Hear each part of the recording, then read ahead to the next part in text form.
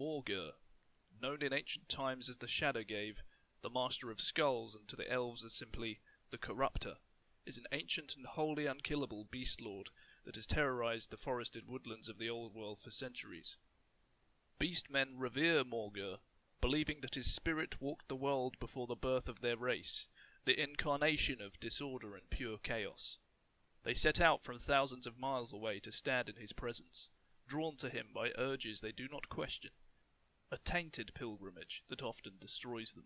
Only the strongest-willed survive such an encounter, though their minds are usually shattered and plagued by visions ever after. The bodies of most are racked by fatal change. Those few that do live on with minds intact return to their war herds, where they are guarded with awe and respect, and invariably rise to become powerful wargors and beast lords. The Bray shamans claim that if the physical body of Morghur is cut down, his spirit is reborn elsewhere. Indeed, creatures of similar description have been recorded all across the known world, and darkness and taint has always followed in his wake. The elves knew this being as Sinather, the Corruptor, and amongst the dwarves he is Cordum. Legends within the Empire claim that in ages long past, this being made the Drakwold Forest the dark and twisted place it is today, where Morghur was known as the Shadowgave. Nevertheless, the only one to perhaps understand the true horror and revulsion that is Morghur is Ariel of the Wood Elves. It is she alone who truly perceives the black and expansive essence of Morghur, too powerful a spirit to be contained in a single physical form. A silent, unseen war rages in the dark forests between the Wood Elves and the Beastmen, as Ariel seeks a way to destroy Morghur forever, while with every passing year ever more Beastmen are drawn to his distorted realm. When he was born, almost 3 centuries ago, the creature known as Morghur was far from a human child. With tooth and horn, he ripped his mother apart in his gory entrance to the world, while her features mutated horribly. Her distraught husband reached forwards to strangle the twisted abomination, yet as his hands touched the foul creature, his body was also racked with hideous mutation. Days later, when a group of travelling adventurers arrived at the small community on the outskirts of the dark forest of Arden, they found it in absolute chaos. Recorded in the tragic Bretonian poem Requiem, it is said that men crawled around in the mud like animals, their hands turned into hooves, and limbs twisted and rearranged. The livestock walked around on hind legs, speaking in unfathomable tongues as they devoured each other. In the following decades, a shadow touched the forest of Arden. At its rotting heart, the trees contorted and twisted. It is said that their cries of anguish can be heard on the wind, and their skeletal-like limbs scratch and lash out at any who intrude their mournful world. Parents scare their misbehaving young with tales of a mad creature that shambles tirelessly through the trees at night, turning harmless animals into rabid killers and torturing the trees, forcing them against their will to invade the lands of men and steal naughty children from their beds. Little do they know how true the tales are. Having crawled into the forest as a misshapen and deadly babe, Morghur lives deep within a cave, hidden in one of the darkest groves. The dank stone walls of his cave flow like water in his presence, constantly reforming to mirror the dark visions that plague him. At all times, Morghur's mind is filled with images of destruction, fire and desolation. Burning hatred simmers within his heart, and he is consumed with a desire to make his waking dreams become reality, to rip down civilization in all its forms, to shatter order wherever it is found, and to change the world constantly and randomly. As he walks the forest, everything in his presence is irrevocably changed. Grass turns black and grows in strange patterns beneath his hooves, streams begin to flow backwards, and animals mutate horribly. The season of withering. To begin with, Ariel did not fully understand the blight that had risen to wakefulness, only that it posed a great threat to Athel Loren.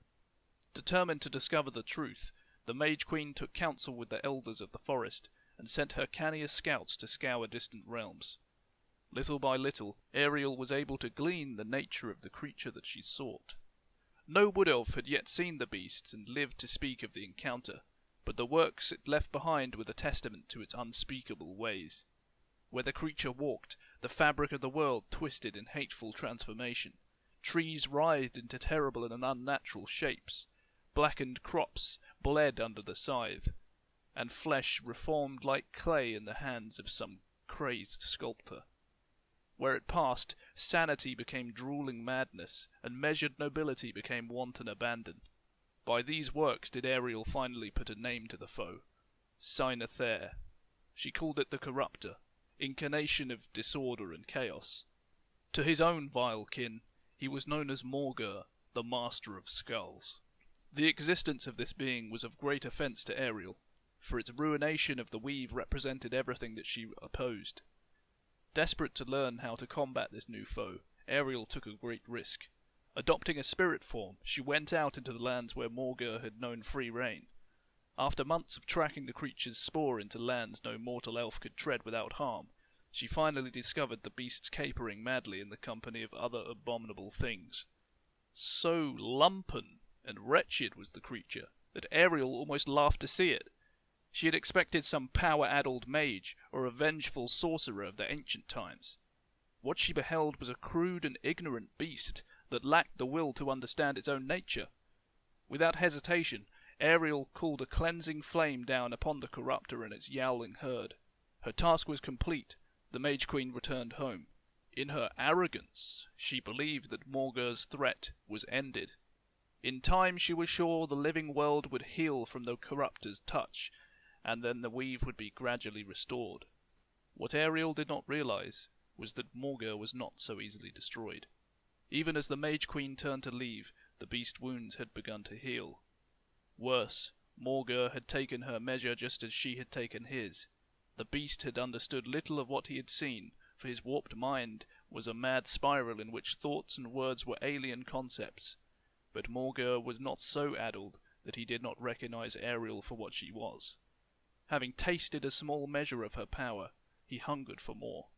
Slowly but surely, Morghur's meandering path began to creep southwards to Athel Loren. There had been beastmen in the forest as long as any of the elves could remember. Great war herds that roamed beneath the boughs, hacking and despoiling as they travelled. Each year the elves hunted those interlopers without mercy, but each year there were always more.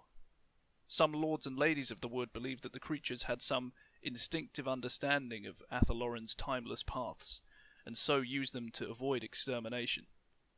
Indeed, they said, given the curious passage of time beneath the boughs, it was entirely possible that they fought only the same war herd time and time again, its warriors trapped forever in a cycle of defeat. Such theories appealed to the elves' arrogance, and so few of them noticed when the numbers of beastmen began to increase. It happened slowly at first, so slowly that no one noticed, but by the time the wood elves awoke to the danger, it was too late. Morghur was upon them. It was now more than 2 centuries since Morghur had grown aware of Ariel, and he had spent that time gathering to him a war herd of incredible proportions.